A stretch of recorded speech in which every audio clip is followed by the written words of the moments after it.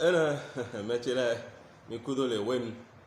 Jésus Christ ni donu dokoro mi tonle mi kwabo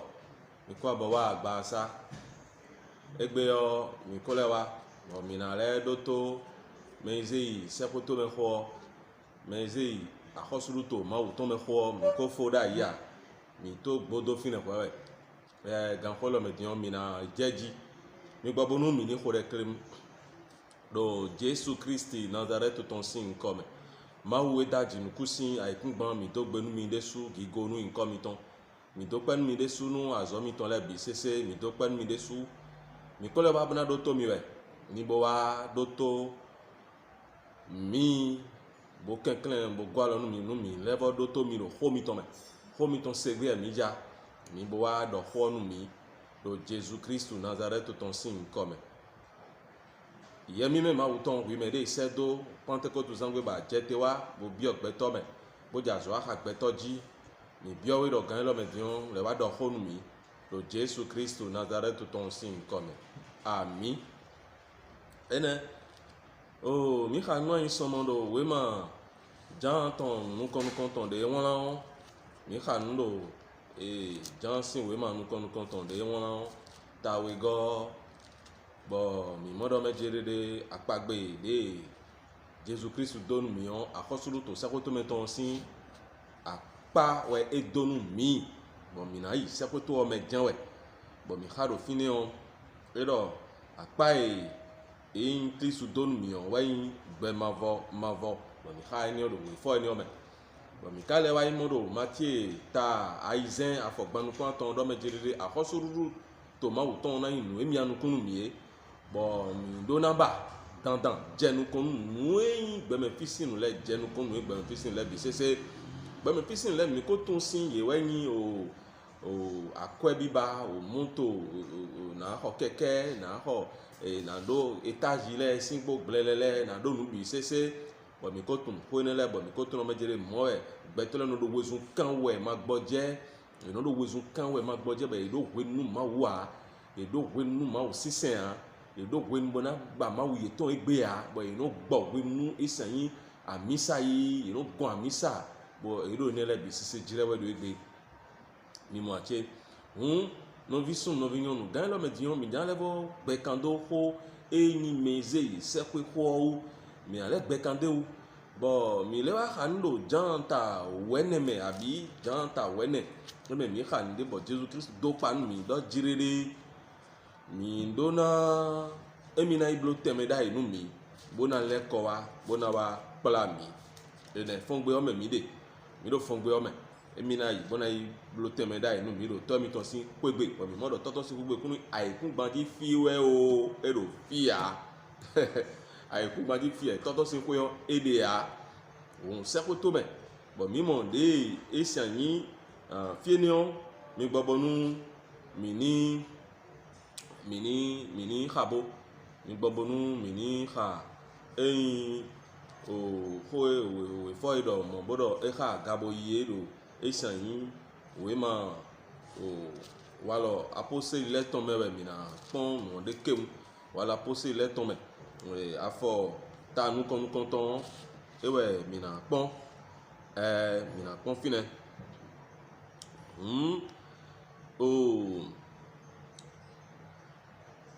when we don't you don't majede ye ni no te pe mi do Jerusalem o ye ni ma ifideo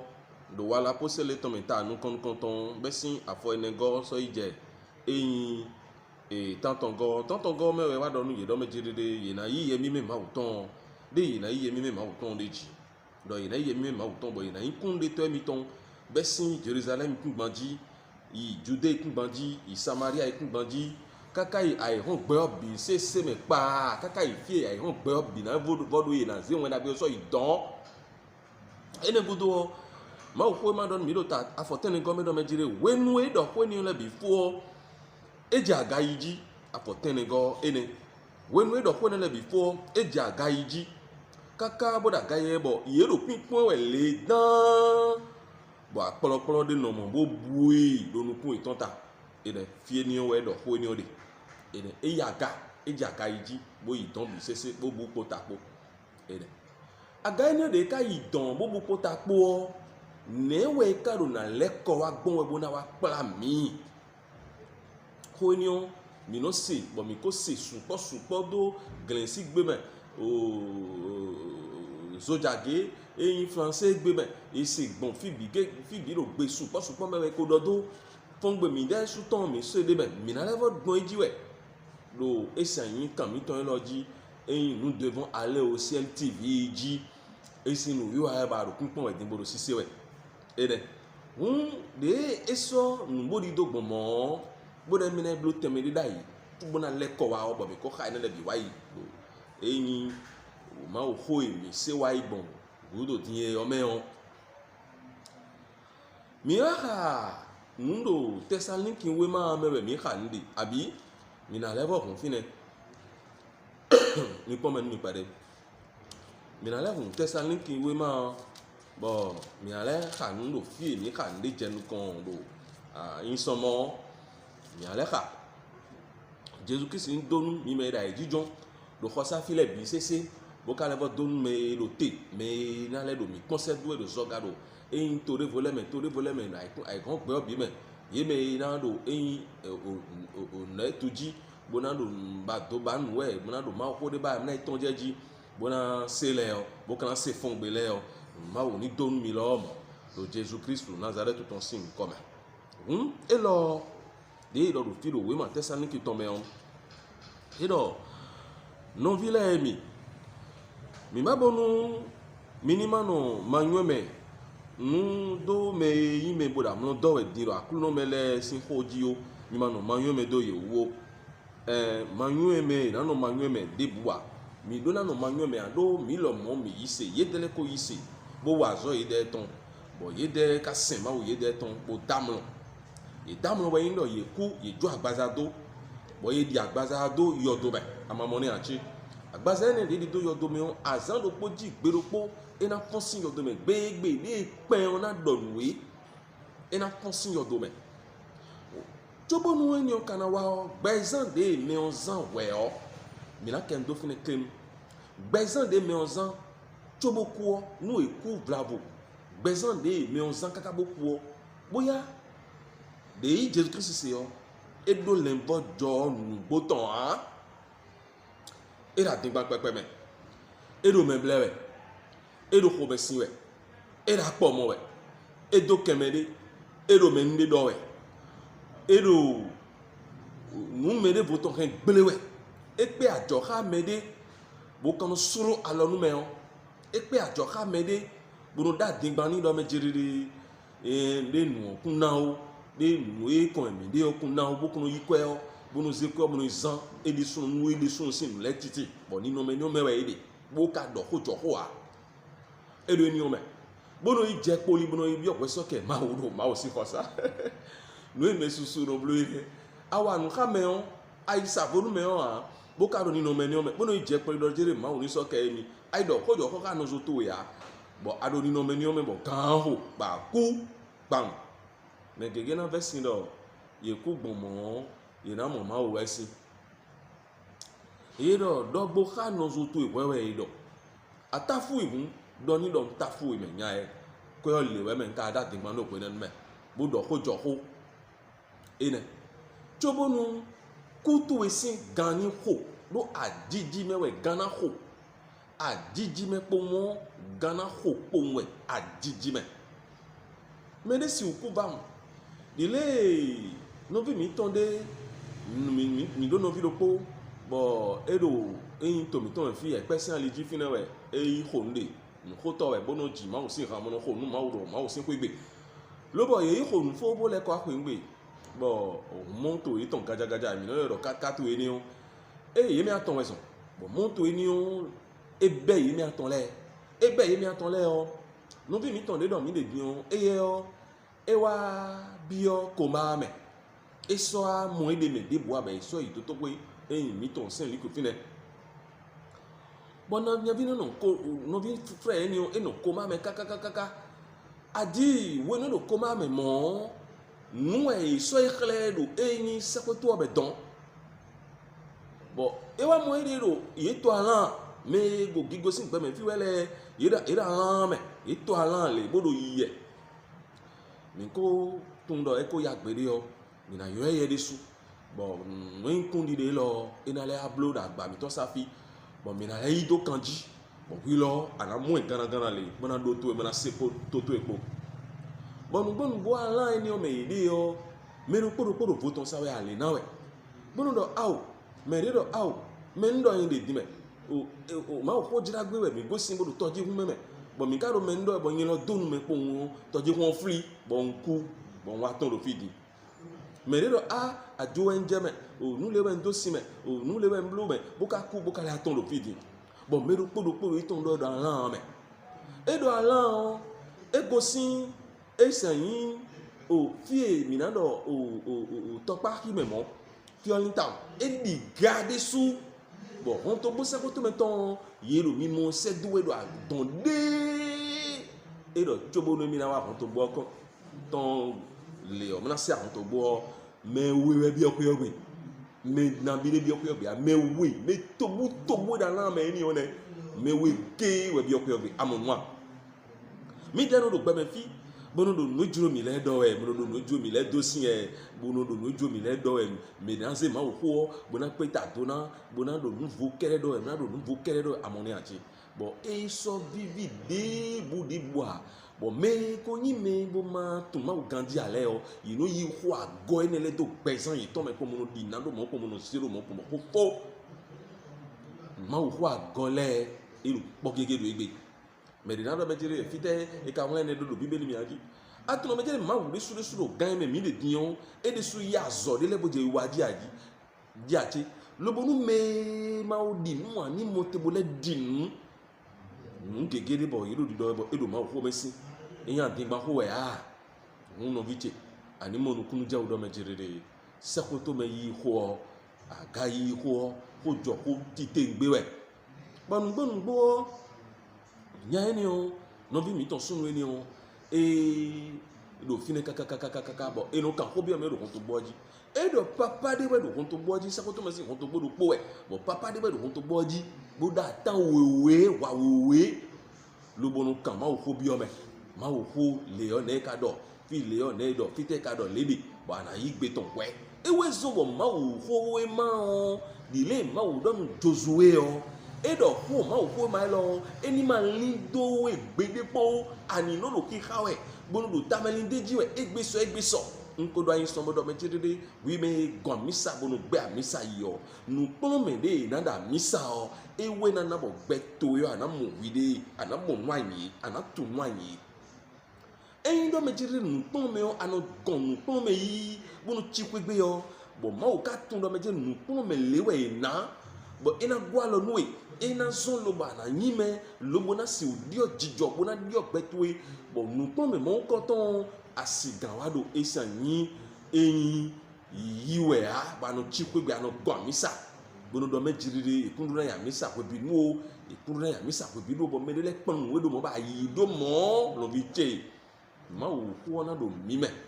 ma wo ko ma we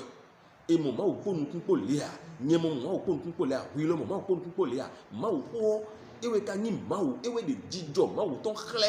ewe de esan ni ma wo de su khle ewe ni me ni ma wo bo ma wo ko mewe mi no se ko ma wo ton de bo mi do na no yi ma wo khosa kwe be mi no ya misa de bo na no isenu polo me do to mi mi na no se bon fi be na to bon de we ya do me le de bo e do ma wo ko nu ye fu o ale cambio yi cheju ye de me gudo kon evo yi de le ko le bon ko ton ko isi oton mo ya mi na no se bo ma wo ko na talon walo mi ton zizan mi ton jijo mi ton noin no bada bo mi do mi de me bo mi po de me le bo ma ko lemvo jo a o ma wo na no talo dinu mi amon go jame ade do tanta manu ya misa bo ma wo do tinto an do sise we jijo de po wo me an do sise we bo na alo de sima so no pa so ko tubo kana ko po de ko ide de dion ina di ba na zo mele me we do pe makadi do kwetu enu a lo bo ndo me jere kwa na ku bo ina di apara to yo to me on adona ko nyime loboko da lo sin wewo ma wo ko do ko deji le on ana ko yin me boko da lo sin bi me we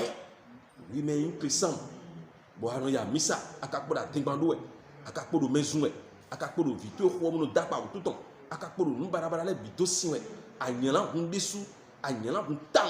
anu zume bo no do jire bo kanu ablo ma wo vi ko hera misa home e o jijo eni on ana do ado jijo eni o bi sese do no viche ana do jijo eni o bi se do ama do jijo eni o do wa bo fide akana fide ana ama ko se ko do mene me melewe ko se ko to me me yo jijo le ko se ko to me me wuzu gbese to le ko se to me se ko to me no viche egbe dion me susu tin gbo yiro ma wo se me momo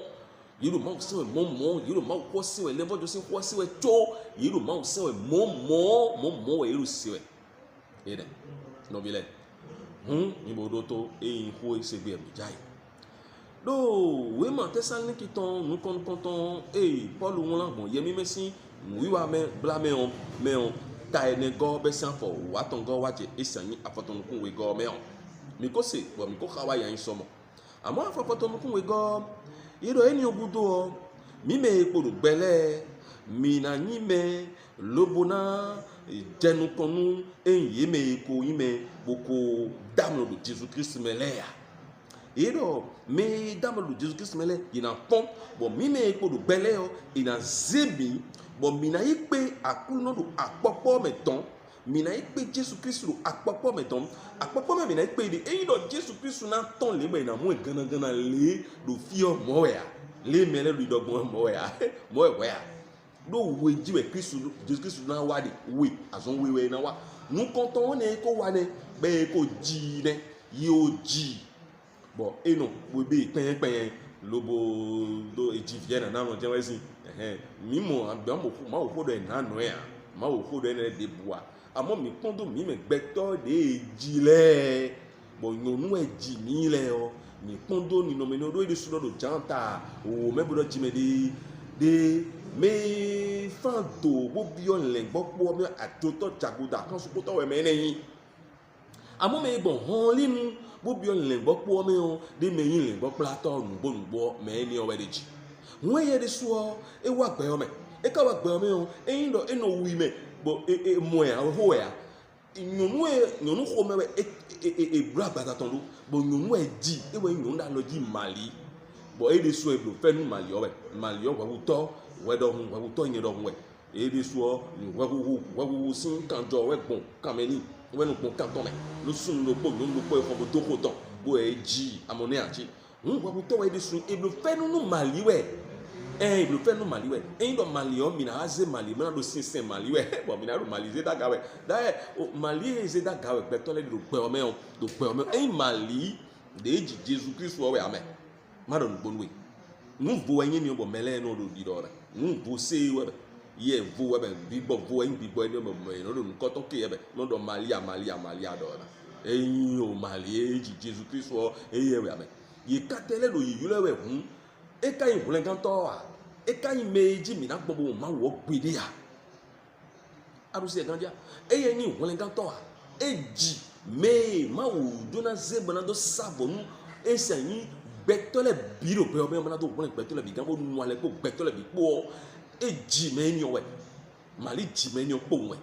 mali de su no e ndo e ma wa bi o we so ke nu we ton le ma ho de ya o e lo mo so be na isi zomena ko joko do no enisi ihado we ma awalo apostole to mebo ngido mejiriri apostole sin we ma nu kon ton de me ha ni san de no fi kisi ha ka de bo ye o bobo nu ma khanwe afoton ta nu kon ton afo wen go me on bodo to bo yido do eni obudo ye me bi sese ye me yin me bo pelele o me de telewe o ye bi di eni ko iton di ye me pele do woni le bodo ye ho me agafine fi no ko pele de o eni ko iton le di edo when they ye le ko gudo sin eyin o oliva sin so oji o bo le ko wa o ye ho iton e me ko no ko pele de me bo wenenu o Pierre Jean Jackie André, Philippe, Thomas, au Barthélemy, au Mathieu, au Jackie, Visson, Alphéton, Simon, Zélote, Nouan, et Podo, Doudou, et Jackie, Visson, Po. Et donc, il y a mes c'est le condo pomme, il y a nous qu'on y est de Hiromètre, à fort, voilà, possible les contacts, nous comptons, bessin à fort, et une watongo, ou un bessin sans rédit, boyka, il y a mes messages de l'essai, encore au final, Bocabado da fort, when comme le mène, il y a BCC, donc condo pomme, il y a nous qu'on y est de Gantowe, il y a nous qu'on y est de Gantowe, de Hiromètre, ou Bino, il y a nous qu'on y est de Houé, nous qu'on y est de Houé, nous à condamnable bénin, oui, Bino, ouais. Bon. Ewado, bodotobo, ewado, bodo nyonu lepo. Ekawa de Mali, yabo soke ton nouveau. Ewado Mali, eni Jésus Christ sin noé, bodo eni non ton lepo. Jésus Christ sin non vi lepo, non comme vile. Mali wa jinu Joseph le. Ede, ma ko de su de. Amon ko jawa. Mede ni mono blemi bo no do atimpa do mi egbon. Pa o bon fi bi bo mi na do dina we o. O Nito, ina di nu ho ma ton we ma ho de su do we na di na ndo we ya tin gba bo mele ri do bo si ami ro pe o me diyan bo funu pe to supo o mo we ya ene maliori su nu ndo me jire e ma ho de bo bi ogwe so ke nu gwe ton le ha e lo mo e mo na mo ma ro ku ton godo ne amo e do de ho we bo no yi de bo no yi ho de bodo isa ni me ko ni mese do le bi po enu yi ho de bodo yi po amo achi enu ikode ko mali ni o iwe di Jésus Christi e di Jésus Christi wolengato miton popo miton wolengato miton eni meboze peton se sabona bon ko da yin somo do mejirere e ko inu pon meton le we wolen mi gan o jenu kan o e de susi agbaza e de susi peton ni abo isa e we wolen mi gan kanjo to yin koyan yin e we wolen mi gan kanjo eto si agbaza to me ewe wole mi gan no biche ewe zombo eyin do amadi nu Jésus Christ video ko no ma wuton ahon pon no bi zome ana mo gwede de be nye ka do bi ba na zome ka me de boame no do ni o tegbe zome ana mo gwede de be adona di nu egbe wi me ma tun Jésus Christ aboka ro to no mi blo kun ko mi we ana di nu egbe nu Jésus Christ video ko no ma wuton dandan boy ne gudo ana yinu pon meton le bona de stonu seni ji je nu pon meton le kwedoji ja po de pon meton le poji bo nu pon meton le na le wo bo dio jijo to yi ko ton le ko nu pon meton na dio jijo to yi aduanu di ana jodo adigbanu do ana jodo mesiano ba ana jodo ba megbanu de ana jodo eyin o fi no do nte o boîte de nuit zansin o khosa eloyi bono yiro wedu ebo music ana jo fine le yi do bona dio jijo ancien saint puis ana do nu e wisiki ana do pipa nu e ana jodo bodio jijo aran podo ma wo bi pono so po a nka ko do po dai ko do jirede mina le ba do ko do po do nu pono me eyin aran podo krisan poji ni han do bo titeme kanji ba na se adonadio jijo bo yise wi ma yise amo wi me bo yise buka kpodo wa lo we zanwe wa do ma o sin khosa wa we buka kpodo eni sun be ma di mu boda yi mo me don sin gbedo we me susu do yise me bo yin krisan bodo emi yo e de krisan bo kpodo prito le ko do we me no ze avo pla bodo e no kan chan ye bo e no wuzuji ye kpodo me le ko do we ye kpodo bale yo ye kpodo vodun pa me buko la to krisan sin khosa me le ma yin krisan ne menele ma ko yise ne o nu akpodo mo dalosin we ne le me wole gan de me asika do le me bo gan ho ana ise ko akale ko ana ise ko to me ana mo ma wa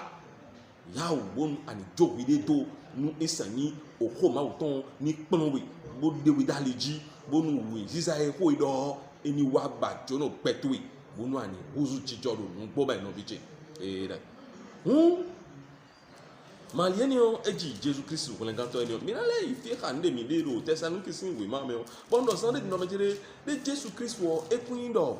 ena wa din bo me bi na mo e me le bi na sinu kunbodo mo e o mo we a me le bi na sinu kunbodo apopo me asidian yi apopo me we bi na pere bo ena be mi bona be mi se kwedo fie fi bo edo na iblo teme da inu mi na iblo teme da inu mi o fie ni o ewe na be mi se kwedo bo mi na do ton amonguja wa do me bi ko si afo go sogbe ya me bi si afo ko sogbe wa ya ede mi dele o ina be mi bo mi na don amonguja wa do ele wa do me jere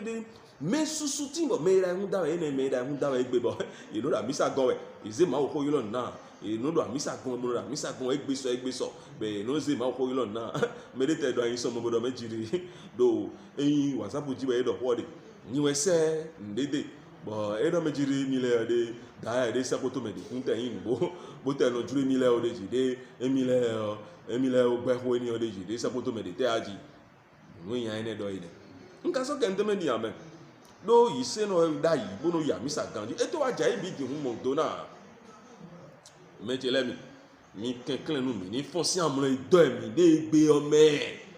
kenklen bo fonsi amule do ade o me godo yi o flado egbe gbojo sun podo egbe megege yi godo megege wuzu megege fa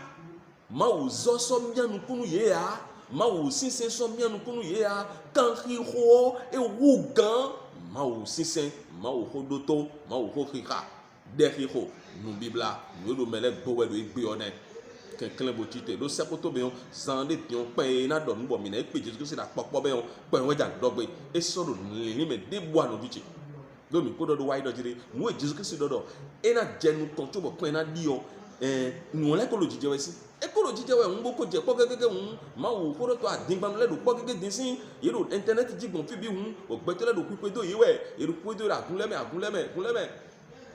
fide igbeto lenu pe de àwọn wo bo inu supo bo won ma wo ko nu gbo je do fini won ma to jira so do fini nu gbo nu bo no kan na bi obide bi me no lo titan pe gbon kho le sa we o no do inu kan bi obo we no me jide fi ni le de mi ra fote we fi ni le de mi lo yi we o do nu gbo mi bo nu gan ko emi le na yaji no kan bi obo de amon go je mi achi ene apopo me mi na ipe de Jésus Christ de sous ko do me jide mere ni ma blame mi bo no mi no jide Jésus Christ ko wa ero au Pointe Noire ero Gabon to be ero Cotonou to ko be ero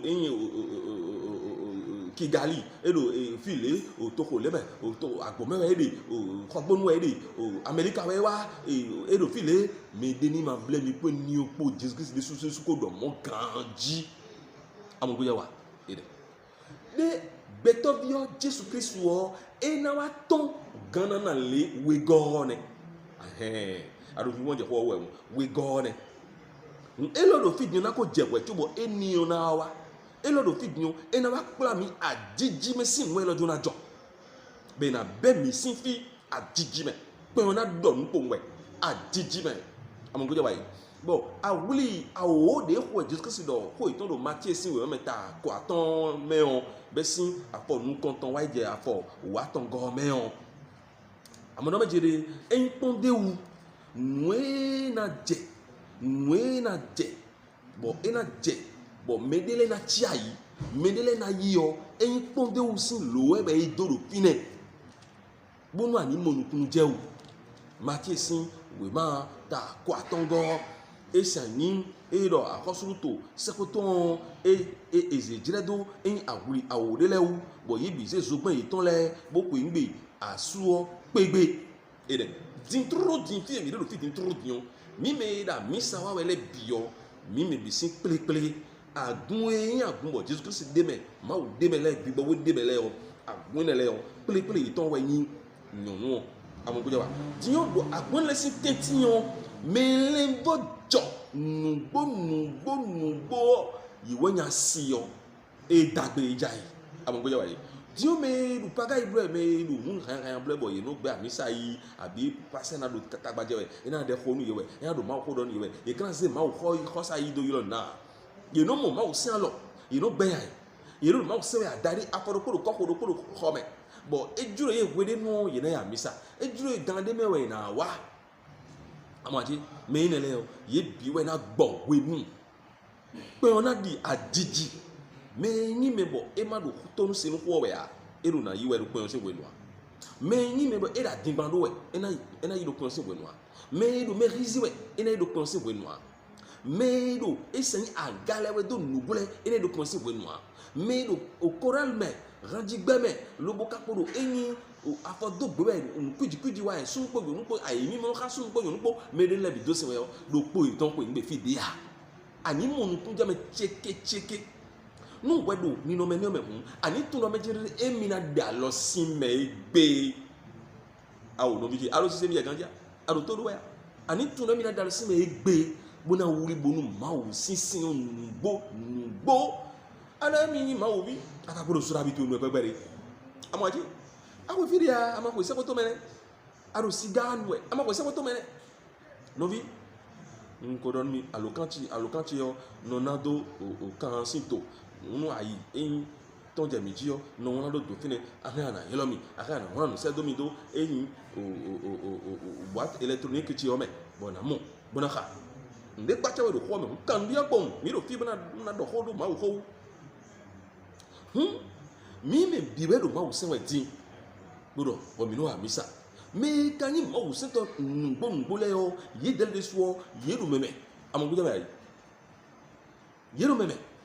bo ye do ma wo se we nugbo ton me ne le we na yaga we na pe Jesus Christ da popo me do don amogu jaba bo me ko le yi chai we nu e chai di on ma wo ho le aro di do jiri do we ma esen nu de claim me we ma meton bodo e wa mo gbe to wo bu de bo ye gbon wo be da ho me ye gbon wo be da ho me wo be da ho de we ne esen yi me yan te kiss be do gan pa bi ba na do ma wo ko sisen e na wa do e ma so do ma wo ko de do gbe o me wo e na do an Jesus Christ de te do mi de aji bo ya do nu me da ho na be o ne wene nwe ye dele wo bobu me ne le ton ye na wa gbon isen o be ni o si wenu bo na wa tondo isen yin ton edo ere e wa e na mo ye edo ere amogo je wa ne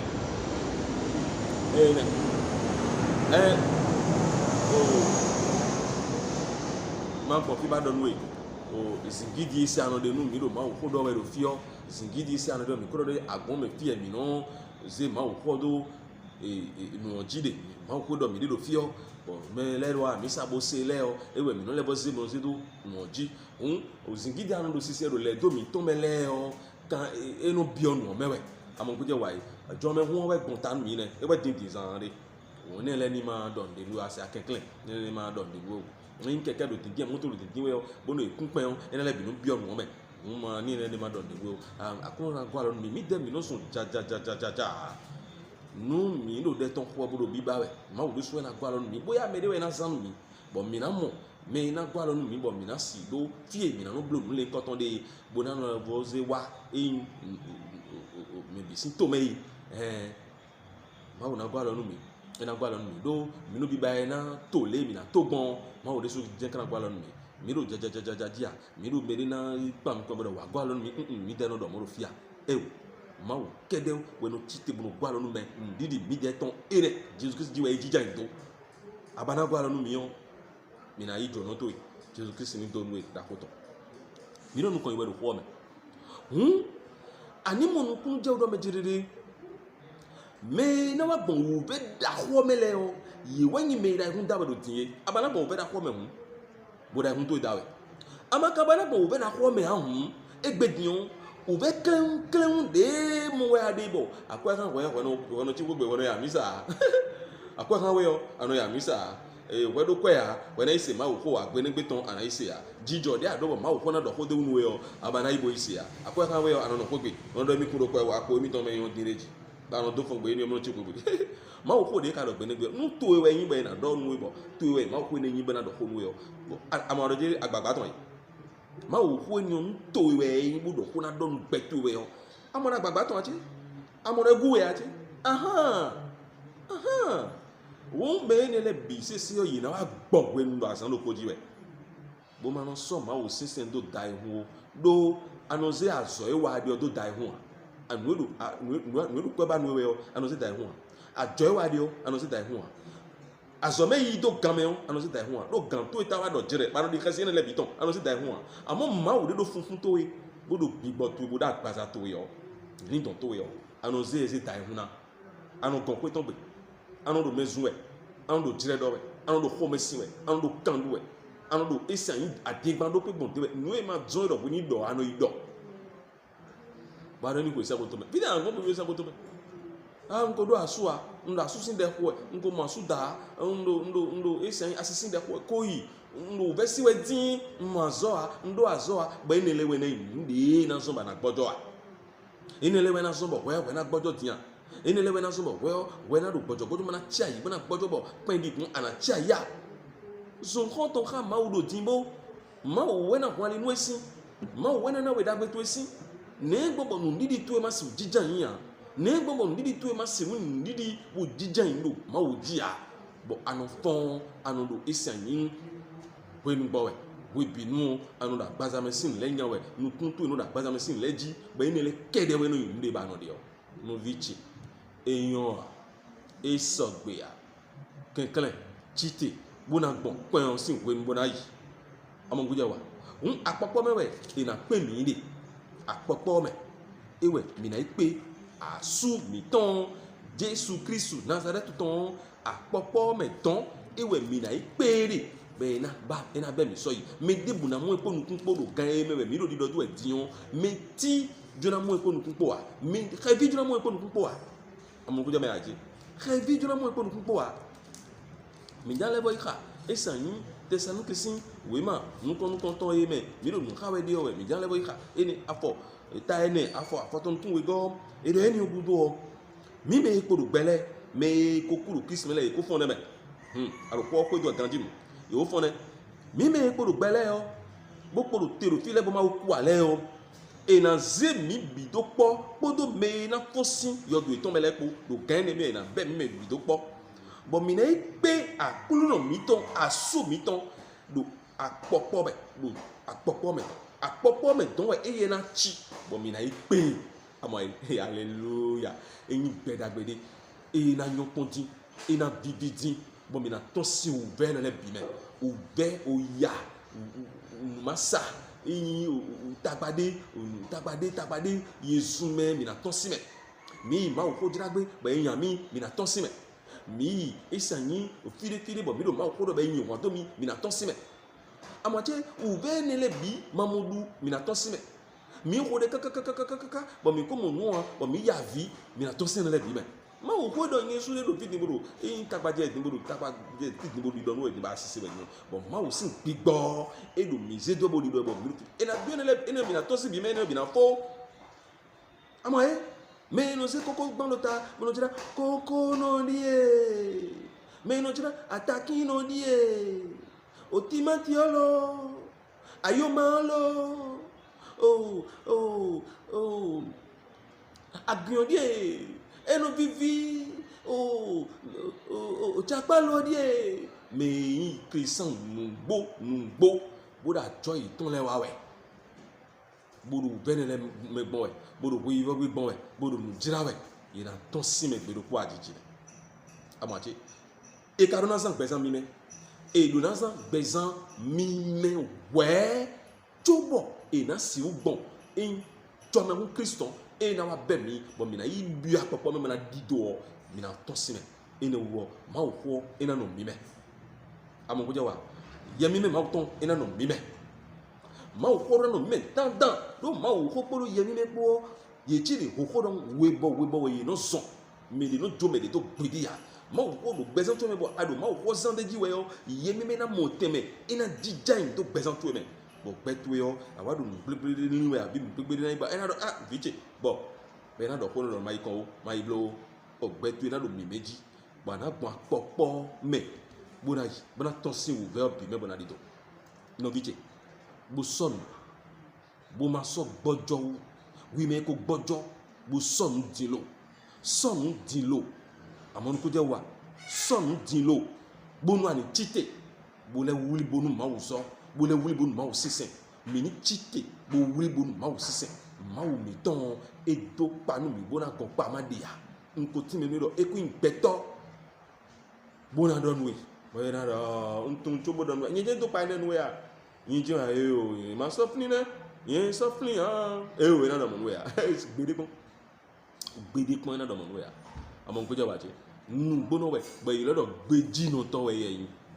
amonkoja wache bo sisa esa mi na de bena na waji jeme bena do hanjie bena no ise ma wo bena no do to ma wo bena no ba don beza mi to do ma wo san le nu ma wo kede we na blo mi do nu de bu so de bu na blo mi do a de kwa de we da blo we do a ma wo we na blo we do ba na se de se gona lo do mi na go de o ma ho a amonkoja wache ngbo manu gbe ma wo eyin pasite to e do ma wo ba esien bo nyina do to eji we do ko do hu bonu yi podo eyin ayiha awa jije to po bonu bi o de me bonu le bojo do aporu gbe anodo ndo taragbe nporu gbe bo ma wo ni ton yen na blo yin de do we so ma wo ni ton eyin owo